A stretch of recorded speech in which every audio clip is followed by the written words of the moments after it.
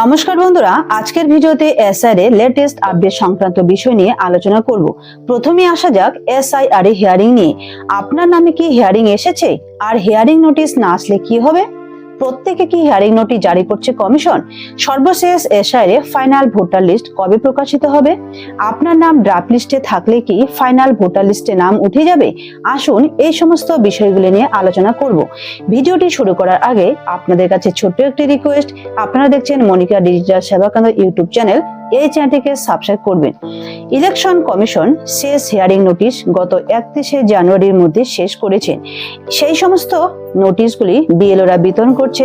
ইতিমধ্যে হিয়ারিং ডেটে ভোটাররা উপস্থিত হয়ে ডকুমেন্ট জমা করছেন।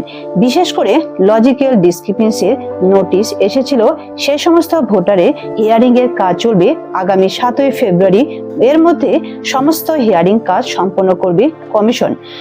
আপাতত কমিশনের দেওয়া তথ্য অনুযায়ী 14ই ফেব্রুয়ারি কমিশন ফাইনাল ভোটার লিস্ট প্রকাশ করবে, যদি না কমিশনের ডেডলাইন বর্ধিত করে।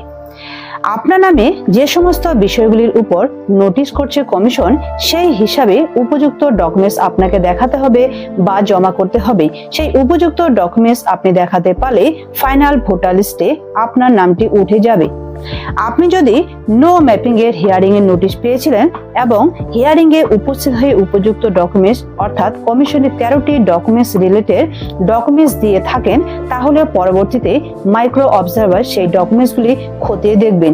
সেই ডকুমেন্ট যদি গ্রাহ্য করে কমিশন, তবে আপনার ফাইনাল ভোটার লিস্টে নাম উঠে যাবে, অন্যথায় আপনার নামটি বাদ পড়তে পারে। এবার আসা যাক, আপনার ড্রাফট লিস্টে নাম ছিল কিন্তু এখনো পর্যন্ত আপনার নামে নোটিশ আসেনি, তাহলে কি হবে?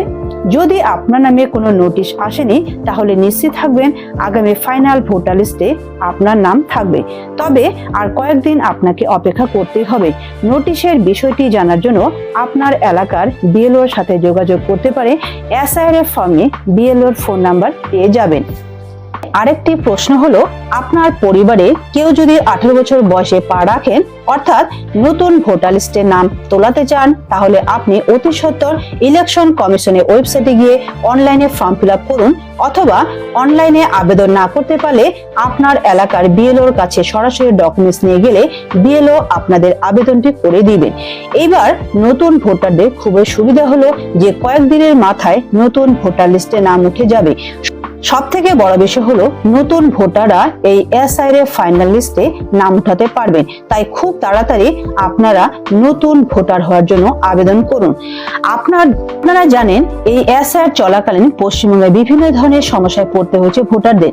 ইলেকশন কমিশনের বিভিন্ন সময়ে বিভিন্ন ধরনের নির্দেশনামা জারি করার জন্য অনেক ভোটারকে হয়রানির শিকার হতে হয়েছে। যারা বাবা মা, ঠাকুরদাদা, ঠাকুরমার ম্যাপিং এর লিঙ্ক দিয়েছেন, তাদেরকে বিভিন্ন কারণের জন্য লজিক্যাল ডিসক্রিপেন্সিতে সেই সমস্ত ভোটারকে হিয়ারিং এর নোটিশ জারি করছে কমিশন। এই প্রক্রিয়াটি পর্যায়ে শেষ হয়ে গেছে। যারা এই ধরনের নোটিশ পেয়েছিলেন, তারা যদি উপযুক্ত ডকুমেন্টস দেখাতে না পারেন, তাহলে ফাইনাল ভোটার লিস্ট থেকে নাম বাদ পড়তে পারে।